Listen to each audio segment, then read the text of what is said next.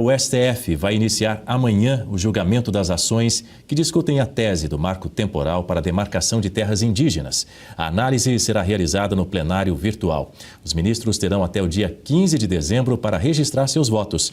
O julgamento do STF é importante. Há disputas intensas entre produtores agrícolas e indígenas em algumas partes do país, como tem ocorrido no extremo sul da Bahia. E para falar sobre esse assunto, o nosso contato agora é com o Matheus Bonfim, que é presidente da Agronex, a Associação do Agronegócio do Extremo Sul da Bahia. Bom dia, Matheus. Seja muito bem-vindo. Obrigado por nos atender.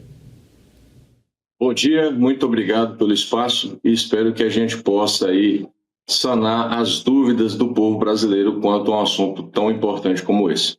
Fundamental, sem dúvida alguma. Por isso eu vou abrir aqui a nossa câmera geral, porque eu recebo no estúdio aqui do Jornal da Oeste, primeira edição, o repórter, o jornalista William Grisafes, que é quem vai conduzir essa entrevista. Bom dia, William. Seja bem-vindo. Sua primeira pergunta. Obrigado, Dani. Matheus, obrigado por estar aqui conosco.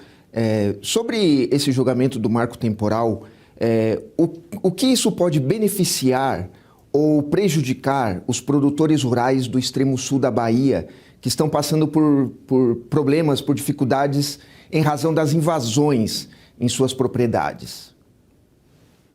Primeiro, a maioria das pessoas não entendem sobre o assunto. Então, geralmente, quando se fala em terras indígenas, logo vem na mente aquelas tribos isoladas que vivem nas matas, né, que realmente vivem da caça, da pesca.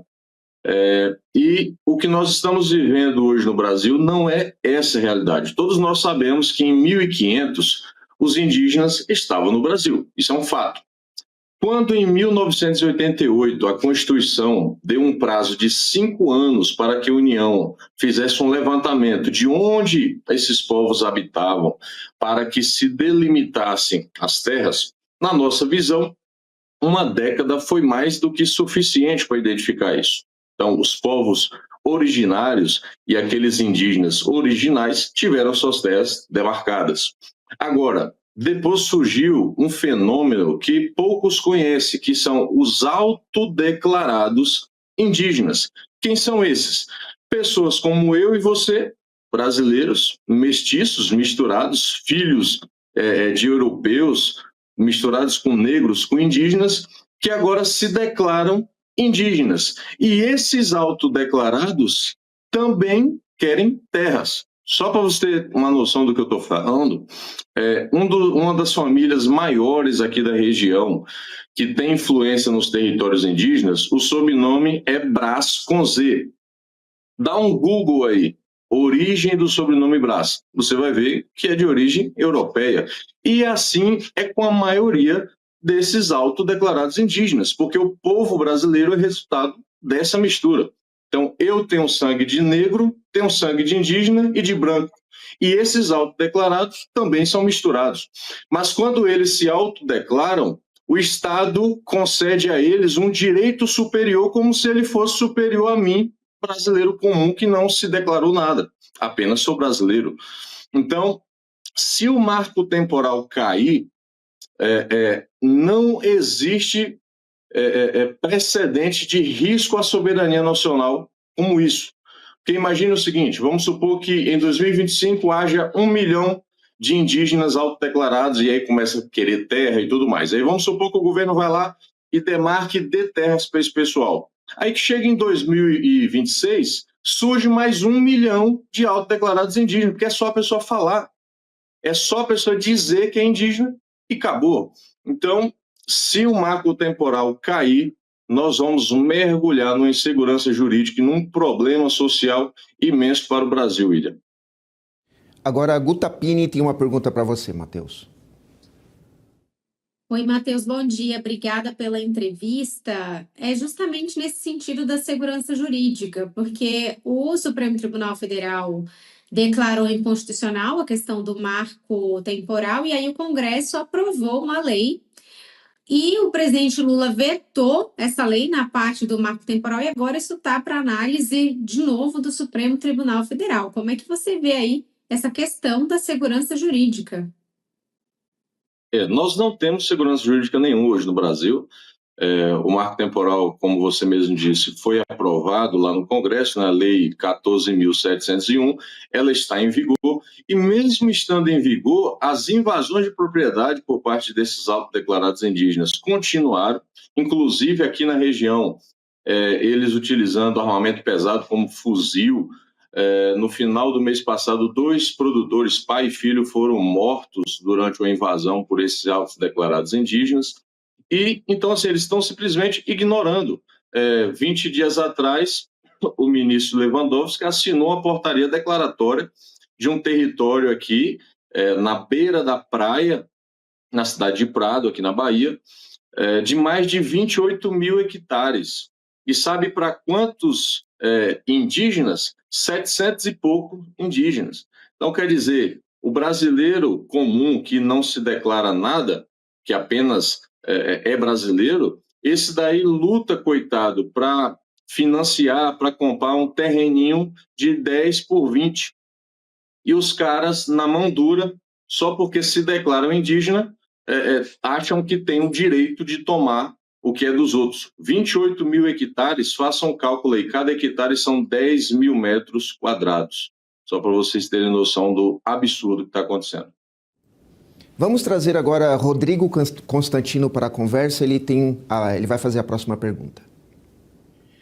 Bom dia, Matheus. Pois é, seguindo nessa linha, né, da insegurança jurídica e do mecanismo de incentivos para essa autodeclaração suspeita, digamos assim, algumas estimativas apontam que territórios indígenas já compõem aí algo como 15% do território nacional, né? O que está por trás disso? Qual é a influência de grupos estrangeiros que, de alguma forma, querem minar a competitividade com um grande competidor com vantagens comparativas no agro como é o Brasil?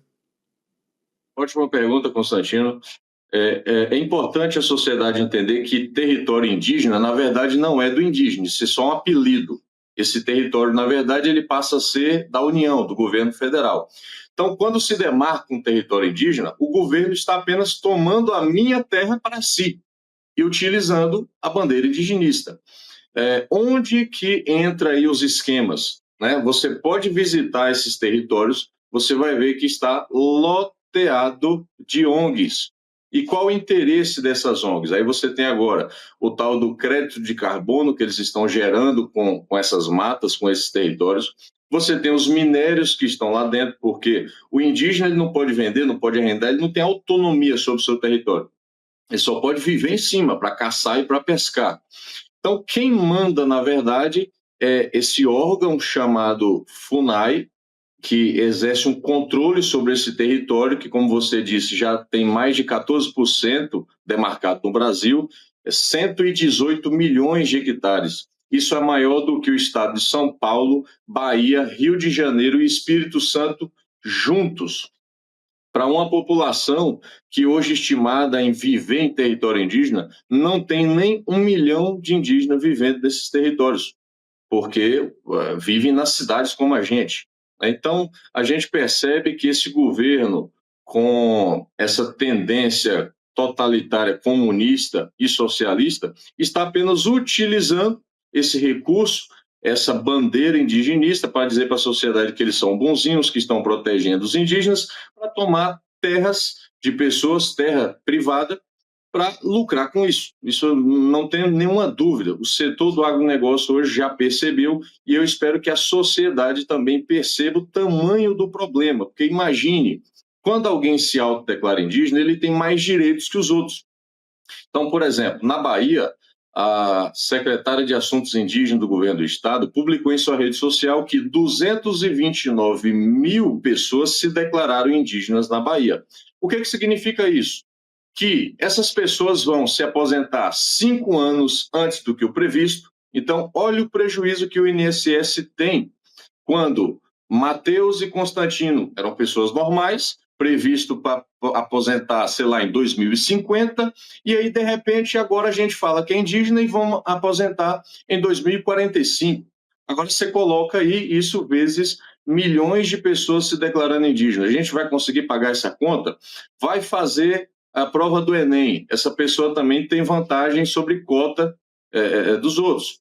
Vai fazer um concurso público, também tem cota. Então, é um esquema que prejudica o povo brasileiro, que é indígena brasileiro. Todos nós somos misturados, somos iguais. Mas hoje, pessoas iguais estão se declarando indígena e o Estado está tratando essas pessoas como fossem superiores a nós.